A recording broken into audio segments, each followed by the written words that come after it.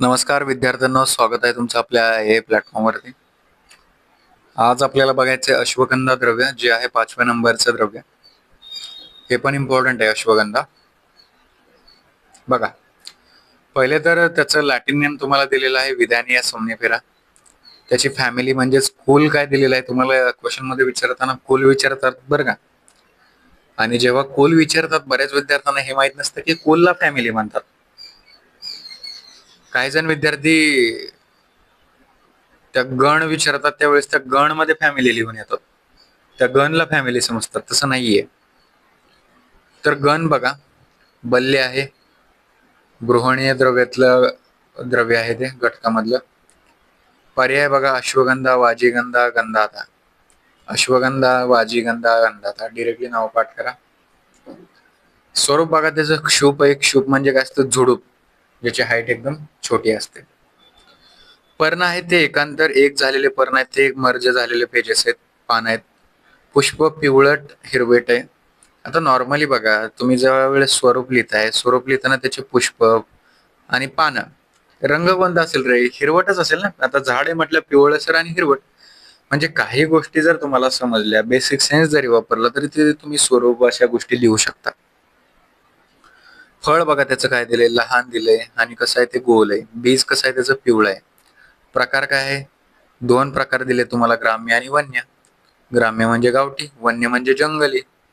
उपयुक्तांग त्याचं मूळ सांगितले तुम्हाला. मुळाचा वापर आपण औषधी द्रव्य बनवण्यासाठी किंवा औषधी संघटन बनवण्यासाठी या ठिकाणी आपण त्या द्रव्याचा वापर करत असतो. उपयुक्तांग काय सांगितलंय? मूळ. उत्पत्ती स्थान तुम्हाला सांगितलंय भारत, हिमालयाचा प्रदेश, आणि MP मध्य प्रदेश. रसपंचक याचं बघा नामकरण काय आहे? कोणतं द्रव्य बघतोय आपण? द्रव्य बघतोय आपण अश्वगंधा. अश्वगंधाचं जे रसपंचकचं ट्रिक आहे, नामकरण, आशुकी घोडी. आशुकी घोडी. चला सांगा. रस, वीर्य आणि विपाक. बघा इथं उकार आहे, पहिला उकार आशुला म्हणजे हातात मधुर रस आहे. शुकी, की कला आणि डला दुसरी वेलांटी म्हणजे तिक्त रस पण आहे. वेलांटी दिसली की तिक्त रस. इथं काना मात्रा पण आहे गच्या पुढं. हे असं स्ट्रक्चर दिसलं काय असतं? कषाय रस, म्हणजे कषाय रस पण आहे याच्यामध्ये.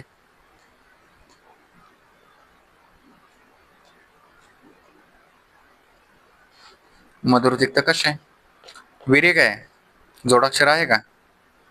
जोडाक्षर असेल तर का शीतवीर्य, जोडाक्षर नसेल तर उष्णवीर्य. आशुकी गोडी जोडाक्षर नाहीये, उष्णवीर्य. विपाक. विभाग मध्ये काय सांगितलं? लेटर्स बघा, 1 2 3 4 5. 5 लेटर आहे म्हटल्यावर काय, कोणता विभाग होईल याच्यामध्ये? मधुर विभाग. इव्हन लेटर असते तर कटु विभाग. बघा, रस मधुर तिक्त कशा आला, विपाक मधुर आला, वीर्य उष्ण आलं. सर्व गोष्टी बघितल्या. अजूनही सांगतोय इंट्रोडक्शनचा व्हिडिओ बघा, ज्याच्यामध्ये आपण सांगितले काना मात्रा वेलांटी उकार. त्याची PDF पण आपण त्या व्हिडिओ मध्ये दिलेली आहे, बघून घ्यायचंय सर्वांनी एकदा. रसपंचकावरून दोषकनाता कशी काढायची तुम्हाला माहिती आहे, ते पण त्या व्हिडिओ मध्ये सांगितले आपण. मधुर रस आहे, उष्ण वीर्य आहे. याच्यावरून काय सांगता येईल तुम्हाला? तो कसा आहे द्रव्य? वातक नाही. तिक्त रस आहे, कषाय रस आहे, कफक नाही. तिक्त कषाय रस कसे आहेत? वाताचं वर्धन करतात. काय तिक्त कटू कसे? कटू तिक्त कसे? वातवर्धक आहेत. ठीक आहे, पण हे कसे आहेत? कफग्न म्हणून कार्य करत आहेत या ठिकाणी मेजरली. वर्धक लिहिताना लिहायचंच नाही नॉर्मली, ते हर कोणते द्रव्य वातक नाहीत, कोणते शामक आहेत असं लिहायचं.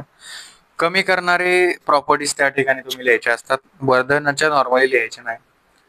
म्हणजे त्याच्या गुणावरून शामकता लिहायची त्या ठिकाणी. ठीक आहे. त्यानंतर बघा, मुख्य कर्म त्याचं दिलंय तुम्हाला, रसायन कर्म दिलंय तुम्हाला या ठिकाणी. वाजीकरण दिलंय, शुक्र धातूचे वर्धन करतो तो. तिक्त रस दीपन दिलंय, मधुर रस बृहन दिले. बघा ना, आता तिक्त रस आलाय म्हणजे तिक्त कटू कसे नॉर्मली दीपन पाचनच करतात, मधुर रस नॉर्मली बृहन करतो. आता हे जे कर्म आहे त्याचं पण आपण एक वन शॉट लेक्चर घेतलं होतं विद्यार्थी मित्रांनो, पेपर 1 द्रव्य गुणामध्ये, ज्याच्यामध्ये 20 कर्म आपण एका लेक्चर मध्ये तर केलेली आहेत आणि ज्याच्यामध्ये डिटेल अनालायसिस करून आपण एक एक द्रव्य कंप्लीट केलेलं आहे आणि ते द्रव्य कसं काम करतं आणि त्यांचे एक्झाम्पल पण आपण त्या ठिकाणी सांगितलेले आहेत. तुम्ही समजून घेऊ शकता. आता हे दीपन झालं, वाजीकरण झालं, रसायन झालं, हे बृहण हे जे मुख्य कर्मामध्ये दिलेले जे कर्म आहेत ते कर्म आपण त्या लेक्चरमध्ये एक्सप्लेन केलेले आहेत विद्यार्थी मित्रांनो.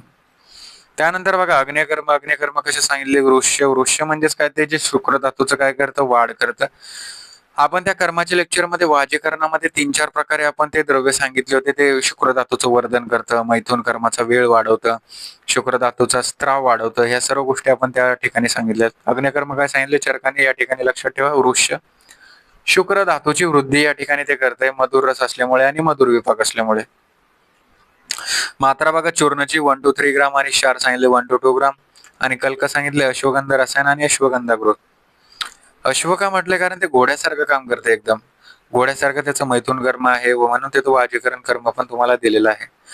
हे झालं आपलं, काय झालं, अश्वगंधा झालं. या ठिकाणी आपलं 5व्या नंबरचं द्रव्य या ठिकाणी कंप्लीट झालं विद्यार्थ्यांना. नेक्स्ट भेटू आपण नवीन द्रव्यामध्ये. त्यापर्यंत थँक्यू व्हेरी मच.